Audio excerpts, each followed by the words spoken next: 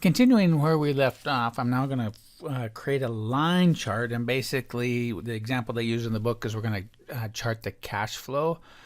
So we're going to go again to this same sheet, projected cash flow, but the very bottom row is where we'll see the values for the cash flow.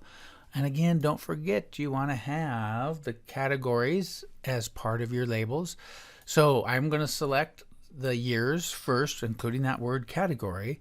Scroll down. Now I'm holding down the control key. I will grab those cash flow labels, insert, and now we want a line chart. Now there's different line charts, so you have to be careful, but basically it's your standard line chart. Here we go with that stacked line and 100% stacked. This is a regular line chart, but it adds those markers, and so I think we'll choose this one. It's already labeled cash flow. It has our years. The beginning values are negative, and you already know how to move it. Whoops, go to the design ribbon, move chart, and I can make it an object in our financial summary page. So there it goes. I can move it over.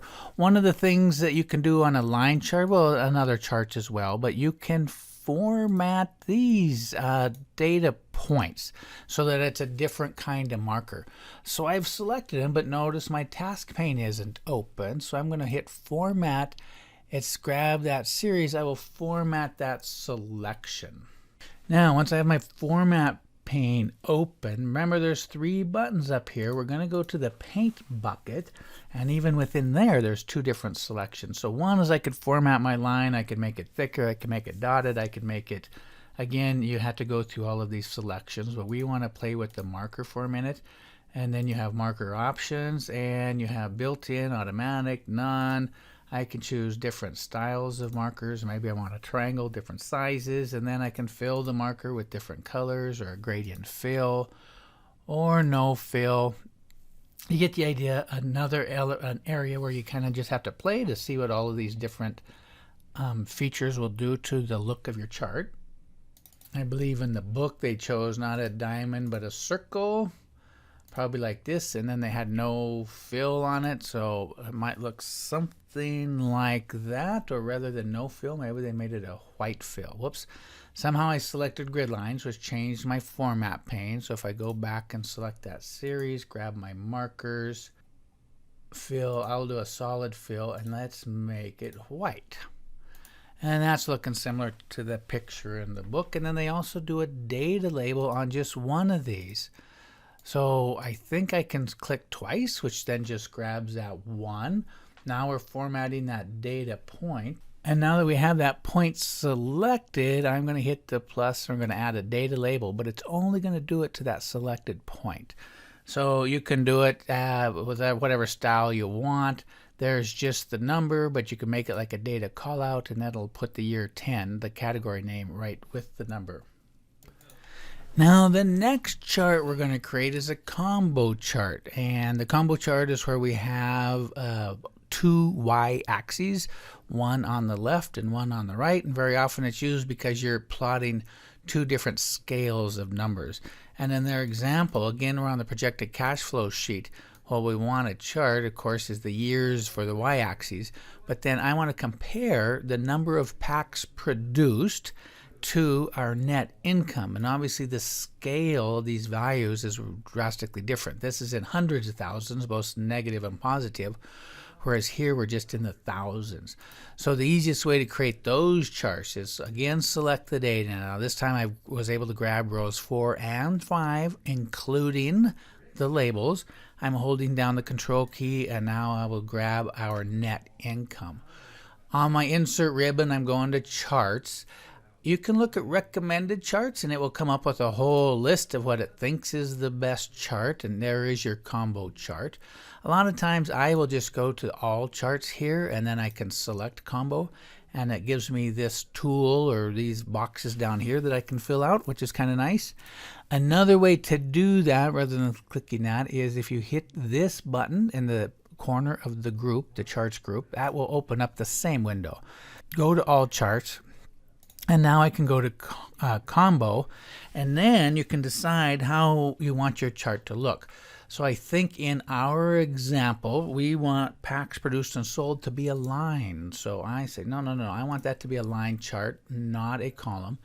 And this is the piece that I want to be on the secondary axis. So that is going to go over here. Now the net income I want to be a column chart. So I'll just choose the clustered column. And so that looks like that. And that, of course, stays on the primary axis, so I don't select anything there. And that's it. So I like creating combo charts using this dialog box because it gives me the flexibility to change the chart type and which one of these is on the second and which one's on the primary right here in this box. So I hit OK, and there's our chart. And then, of course, if you're following the exercise, I want you to move that over to the financial summary page. So very quickly, financial summary, hit OK, and there's that chart. Now, a thing they want you to do to this combo chart, which I'll drag down here, is to add axes titles, which I haven't done yet, and so I will demonstrate how to do that. Remember your chart elements, I can click on that, and where are their axes titles? And then, of course, you do have some selections here. Do you want both primary horizontal, primary vertical, and your secondary vertical? And the answer is yes to that. And when you've selected that, it'll put little boxes right here that you can then just click in and start typing what they want. So this one is packs sold, and this one would be is your revenue, net income. And if you notice on the pack sold, it's actually oriented the other way. So if you select that, you can format that title. And if you go to your format axes title, this third button right here is where you can change your alignment. So you can change the text direction to rotate 90 degrees, and then you get packs sold going up and down this way on that one, and net income is the opposite direction on that title. Now in our next example, we're going to create a line chart, but I'm going to show you how to edit the data source, because occasionally you'll run into this problem where Excel tries to plot two things as series of data when actually one of them is the category labels. So let's run over and I'll give you that example. So we're going to recreate this gross income chart, and I want the years to be my x-axis labels, and then of course we're going to plot as a line chart the gross income. Let me delete this chart and we're going to start over, and I'll select the data as you'd kind of expect, the year and the gross income. Now when I go insert line, very often what happens is you'll see this. It assumes that those numbers, even though you and I know that they're years, Excel's not sure of that, and so it views them as data that it's trying to plot. And so here is your hundreds of thousands scale, and this is your teeny little years down here being plotted at the basically 2000 level. So it just looks like a straight line right there, although it's actually probably going up from 17 up to 26. When that happens, how you fix that is, again, when you select the chart, you have two ribbons. You're going to go to the design ribbon, and there's a button right here called select data. So that opens up this dialog box, and right here are the things that it's trying to plot. And so you're like, oh, I don't want it to plot the year in the series. And in terms of the horizontal x-axis labels, because it didn't have any, it just assumed 1, 2, 3, 4. So the first thing we're going to do is grab that year series and say, no, don't plot that. Just plot the gross income. But now we want to edit our axis labels. And so if we hit this edit button, it goes, all right, well, you show me where the labels are. And so right here, it's asking where are they, and you'll reselect. In fact, I think I'm going to grab the year in that also. So you'll reselect that range, and notice what it did. Oh, it actually put the word year down here, so maybe I was wrong. Let's redo that one more time. And only grab the numbers. And that looks a little better, 17 through 26. And I'll hit OK. And we're done.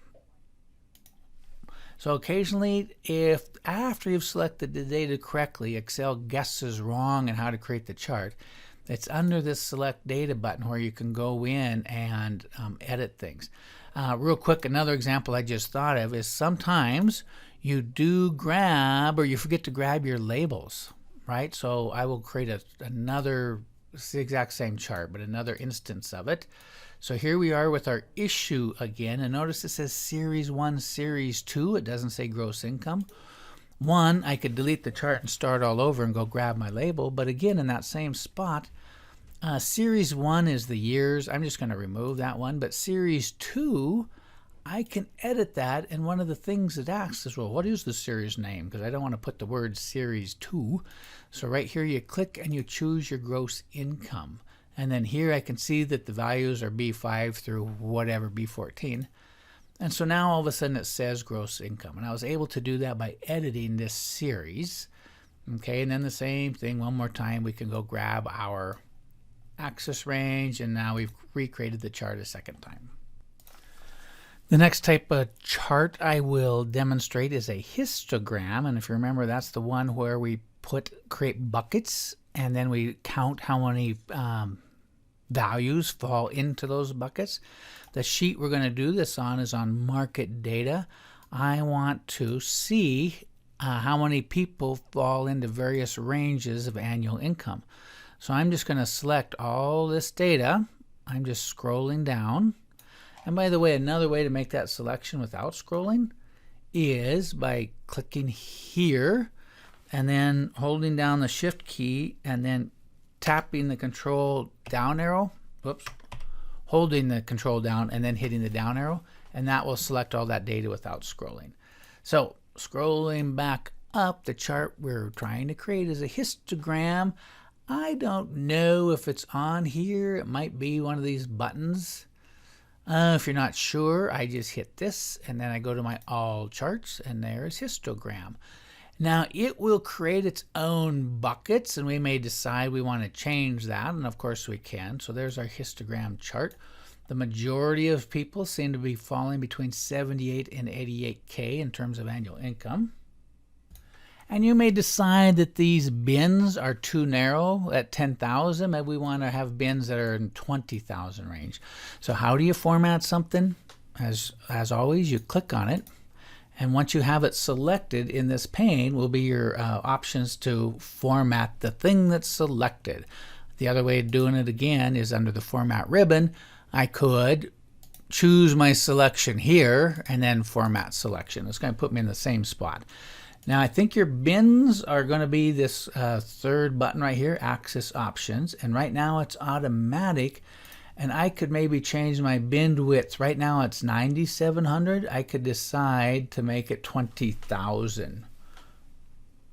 It's 9,700, so I want to go 20,000, so one more zero. There.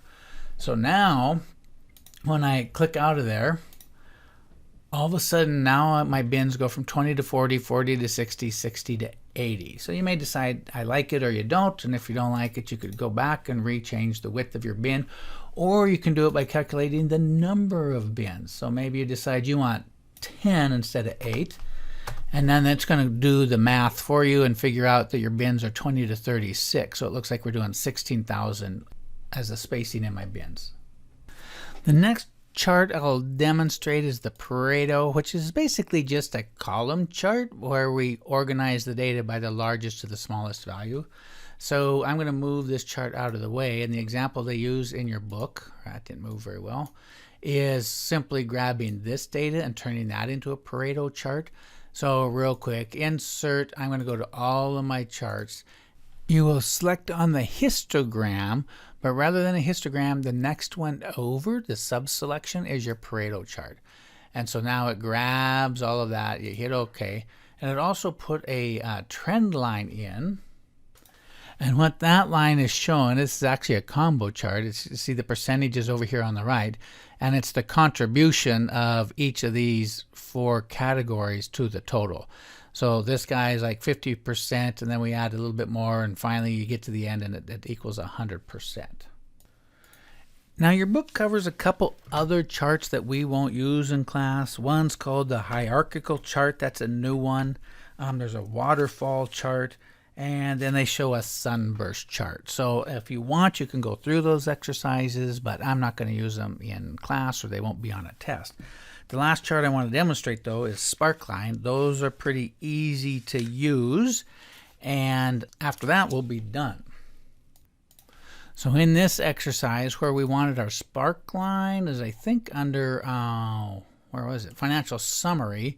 we want to take a look at the 10-year production. So here's where we're going to put our sparklines. And the sparklines are also under the insert ribbon, but not under the charts group. They have their own group. And there's three kinds: line, column, and win-loss. This one requires that it's charting literally ones and negative ones. And so you just have a series of data that's ones and negative ones, and it will create a colored chart basically showing blue for one and red for negative one. In this example, we're going to go with a column chart. And it says, okay, I know where you want it located, but where is your data range? Now notice we have the pack type here. So we're going to go to the projected production sheet. And the pack type is in the same order. So there's a reason for laying out your sheets the same across the worksheets. There is the data that I want to chart, and it's going to place that chart in that cell range. So I hit OK, and there's our sparkline. Now, sparklines have their own ribbon. So once you've selected them, right here under Design, you can change the color of your sparklines. But here's one thing that's kind of annoying, is if I wanted to change just one of them rather than all of them, for whatever reason, the school one, I wanted to make a different color. If that's the case, I have to ungroup these. They were created as a group and they format as a group. So another example is, let's say I want to highlight the high point. So I'll click high point, and it's always at the very end. And I want to change the color of that high point. So over here under marker color, I can go and say I want to make that a kind of a darker blue. Notice it's happening to all of them. If I wanted to format just one of them for whatever reason to be different than the others, I need to, under the design ribbon of the sparkline, I need to ungroup them. Now I can select an individual group of sparklines and change its color. I can also say I want to highlight the low point. I don't think you're going to notice it on here, but maybe if I change the marker color of the low point to a deep red, I don't know if you could see that, but that little point right there just turned red. And so by ungrouping these, I was able to change the format on one of them versus all of them. I hardly ever play in here, but there you can change the axes of the sparklines a little bit. So you can do a custom value and say, what is the maximum value? Which is just going to change the height of these teeny little bars right there. Again, you need to play with some of the settings here and see what the impact is. It's only one ribbon, so it just takes a second to run through here and click on these things. But that is your sparklines. If you want to get rid of them, whoops, you just hit the clear button and now they're gone. The other thing on sparklines is there was a column, and then you could have done the same thing with lines. So I go to the projected production, select all that, hit OK, and now we have a line. They're grouped. If I want to ungroup them, I hit this, and then I can take this line and make it, do all the different kind of formatting on the lines. So that's it for sparklines. They're the easiest one to use, and there's a lot less options in terms of formatting those little charts. And so that's it. That was a quick run through of all the different chart types and how to format them. And quite honestly, there's just too many options or different things that you can do to format them. And the only way to learn it is through practice, right? Like I said at the very beginning, I don't want to make a 4-hour video going through every stinking option for every chart element. You just have to play with it. And so how I recommend is you can click on anything. I click on this grid line, and now I can format grid lines. And by the way, there's 2 buttons here. So what do the 3D effects do for me? So if I click on our title and I go to 3D effect, I could do some kind of shadowing and I would see that show up. And then I come here and do some borders or a solid line. And so now you can kind of see the effect of that.